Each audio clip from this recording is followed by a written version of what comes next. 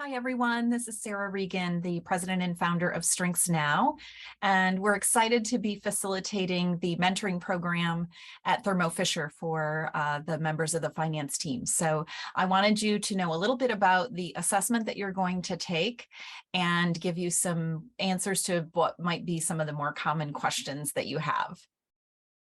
If this is the first time you're taking the Clifton Strengths Assessment, to give you just a bit of a background, really comes to us from Don Clifton, who was a World War II fighter pilot, came back from the war and felt that he very much wanted to dedicate his life to having a positive impact on the world. This quote here really guided his work, which is what would happen if we focused on what is right with people instead of fixating on what is wrong with them. So this began his research into human potential, really studying people at their best, and derived these 34 different talent themes or strengths. So the assessment that you're going to take is going to measure the degree to which these strengths are represented for you and pull out the top 5 out of all 34. So it would be your 5 dominant strengths. And when taking the assessment, I think the most important thing to bear in mind is there are no right or wrong answers and there are no right or wrong results. There aren't any that are linked to showing somebody to be a more effective leader or to be more successful. So try to suspend any judgment that you have or worry about what your results might be. Here's a sample question. They all follow the same format where strongly agree on both sides and neutral in the middle. And so here's an example of a real question. I read instructions carefully. I like to jump right into things. And you might find that this one falls a little bit more on a continuum.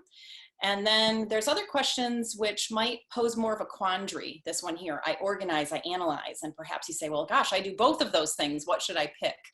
It's always okay to pick neutral in the middle, though we really encourage you, if there's a leaning one way or the other, to go ahead and pick that. There's going to be multiple questions that are going to come back and look for these same themes. So if there's a preference, go with that. And a few other things to keep in mind. You're going to get that access code, which is going to be allowing you to create the login and then be able to take the assessment. You want to block out at least 35 minutes uninterrupted time. That's important because you can't pause and restart.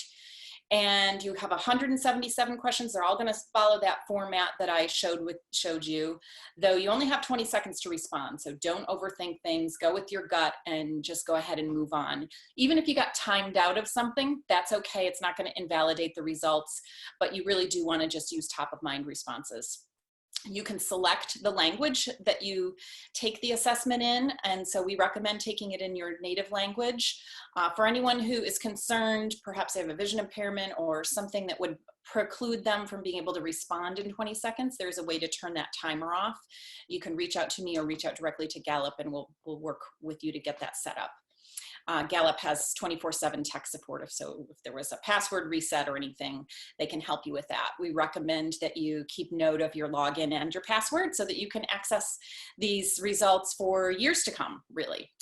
And a few other things. So when you get your results, they're going to be available immediately as soon as you complete the assessment.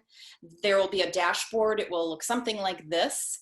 This assessment here, this report here, Signature Themes Report, is a great starting place. It gives the pure essence of each one of those strengths. And then this one here, the Strengths Insight Guide, is more custom. It's more personalized to you. So it's going to take into account how you answered all of the questions. And let's say you and I both had learner in our top 5. Our reports or our description is going to read differently based on the other strengths that surround it. So those are great to check out. For preparing for the workshop, you're welcome to look at any of these resources that are available within the Gallup module too. There's some great things there. And the only thing, however, that you must do is just take the assessment before coming to the workshop. A few optional things you can do. I would encourage you to read your reports or print them out and begin to share them with people. This needs to come alive for people, and that's really through conversation. So share it with friends, families, asking, does it sound like you? You can talk with coworkers.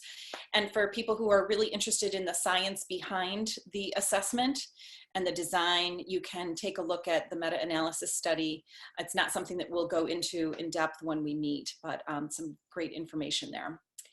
And we know that strengths really link to employee engagement. They link to our personal well-being. We're more productive.